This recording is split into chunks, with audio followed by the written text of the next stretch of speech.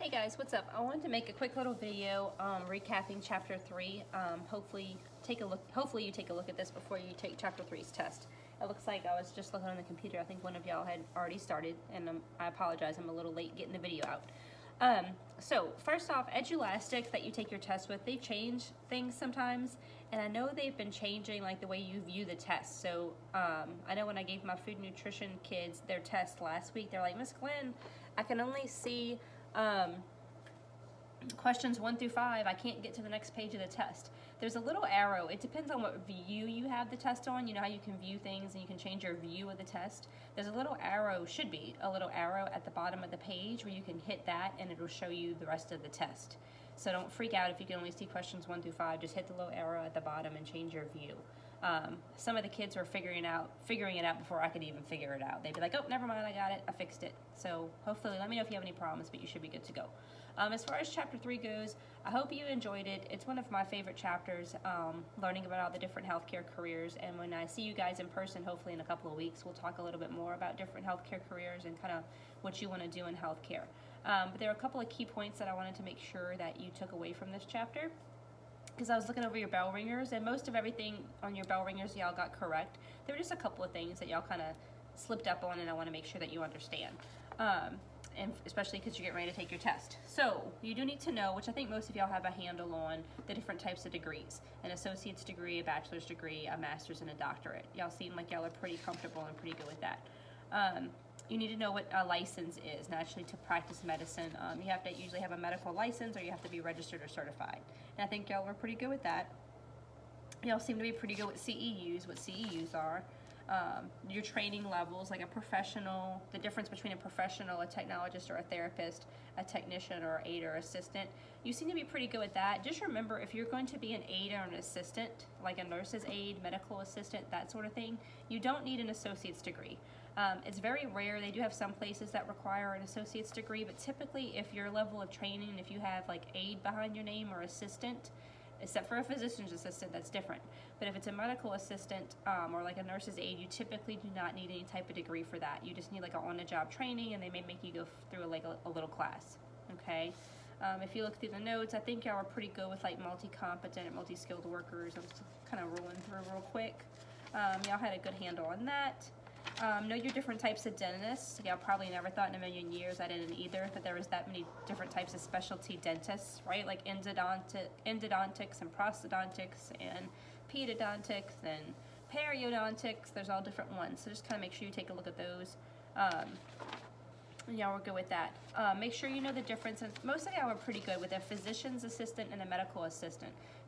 Physician's assistant and a medical assistant. I know I'm talking kind of fast. I got to slow myself down. I tend to talk fast. And y'all are not here in the classroom to slow me down. So it's not good. A physician's assistant and a medical assistant are two totally different things.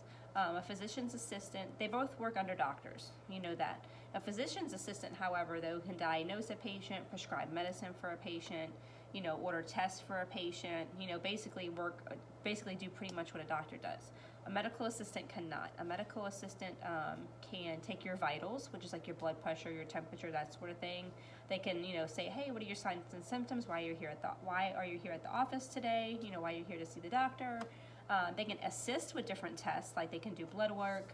They may hook up an EKG machine, like an assist with different procedures, but they cannot actually order the procedures or order the blood work, and they cannot administer medicine or anything like that. The education level is different too. Physician's assistant, it works right under the doctor, pretty much does what a doctor does to a degree. So they have to go to school and typically get their master's degree. So they're usually in school for some time. A medical assistant does not have to go to school necessarily. It looks good if they have their associate's degree, but they typically don't have to have a degree. They can just go through a class and get certified and be like a certified medical assistant. So physician's assistant and medical assistant, just make note they're two different things. Okay. What else we got? And you look through all your different types of doctors, which I'm not going to go through all those. Most of y'all seem like you'll have a pretty good handle on them. What does a dermatologist do? What does a gerontologist do? What does a gynecologist do? An orthopedist. Okay, y'all are pretty good with those. A lot of y'all didn't get the question wrong. You just didn't put you didn't see where I was going with the question, I guess. I guess I worded the question kind of badly. It was basically, if you have your Bachelor's of Science in Nursing, so you're a registered nurse, you're an RN, where can you go from there? And if you look in your notes, it lists different careers under nursing. So a lot of people go to school and become a registered nurse. They get their bachelor's degree and become a registered nurse, and then they work as a nurse for a while, and then they decide they want to go back to school. And they can go back to school for different things. A lot of y'all put that they could go back to school and be a doctor, and they could. And that's why y'all didn't necessarily get the question wrong. It just wasn't where I was going with the question. They could go back to school and be a doctor. That's nothing wrong with that. But what I was looking for was they could go back to school to be a nurse anesthetist and work right underneath the anesthesiologist and basically put people to sleep for surgery. They could become a nurse practitioner. Those are the two big ones. Typically, if people had their bachelor's and they're an RN, they typically go back to school after a while to become a nurse anesthetist or a nurse practitioner. So those are two of the other things. They could also become a nurse midwife and help deliver babies and things like that. So that's kind of where I was going with the question for that one. So just kind of something to think about. What else we got? Ophthalmologist and optician, two totally different things. I think I told y'all in the notes, I did not really pay attention or know they were two different things until my son Jackson had his eye turn in, and I told y'all that in the notes. His eye would turn in when he was about 5. We took him to an optician first. Their optician are the ones that actually check your eyes, prescribe contact lenses, glasses, and that sort of thing. And when his eye could not be fixed with the glasses or contact lenses and he needed surgery, they treat surgery. They're also the ones that treat glaucoma, any kind of diseases or disorders of the eye is an ophthalmologist. So they sent us to somebody different. So they went to the optician first. That didn't work, so they sent us to the ophthalmologist for him to have surgery. So I usually tell the kids, ophthalmologist, the one that's got the P and the T and the H in it, that's the one that does surgery on the eye and diseases and disorders of the eye. Two different things. So the question was, I think, if Jackson, is not seeing well, who would he go see? He would go see the optician.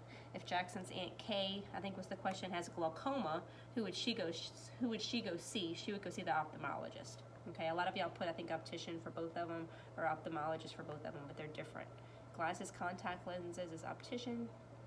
If it's surgery on the eye or glaucoma or something like that, that's the ophthalmologist. All right. And just kind of know your other careers, like what a speech therapist does, what an audiologist does. Those are going to pop up. Health informatics careers, that's going to be like your epidemiologist, your health information administrator, your medical illustrator. Those are all under health informatics. Your biotech cluster, that's going to be your biotech engineers, your forensic science techs, and that sort of stuff is under biotech. And that pretty much is it for the chapter. It wasn't like a real long chapter. I just hope that y'all watched the videos and kind of checked out some different careers, because there are tons of different really cool careers, I think. I think x-ray tech would be a really cool career, something different. Audiologist, speech language pathologist or speech language therapist, I think is very cool. Respiratory therapist, obviously what I was, is very cool. Nursing, and I think nursing is wonderful because there's so many different pathways you can go after you become a nurse. Like I said, you could become a nurse practitioner, a nurse anesthetist. You could work in a jailhouse, because yes, people in jail still need doctors and nurses, right? You could work in a school like Nurse Kathy, a hospital, doctor's office. And there's so many different specialties. You could be like a nurse in the cardiologist's office and specialize with the heart. You could be a nurse with a neurologist that specializes like in brain surgery and neurology. So there's so many different ways you can go with a nurse. So that's always cool. Doctor as well, just something to keep in mind with the doctor. Typically for a doctor, you're going to be in school minimum 13 years, and it's 2 degrees. You're getting your bachelor's and then you're going back to get your doctorate, whether you become a surgeon or a doctor. So just something to think about. Typically your other careers like x-ray tech, speech language pathologist, those are typically 4-year degrees, either a 2-year or 4-year degree. And they can make pretty decent money doing that and not going to school for as long. So it just depends on what you want to do. And we'll talk more about that hopefully when I see you guys in person in a couple of weeks. If you have any questions, let me know. Good luck on your test. Do not forget to take your test today. It's due by 11:59 tonight. And if you have any issues with the test, let me know. If you can't get to the rest of the test, it's only showing the first couple of questions, just change your view. You have to mess with it a little bit, or click the little arrow at the bottom, and it should show you the rest of the test. Okay? Hope you have a fabulous weekend, and hope to see you guys soon. Bye.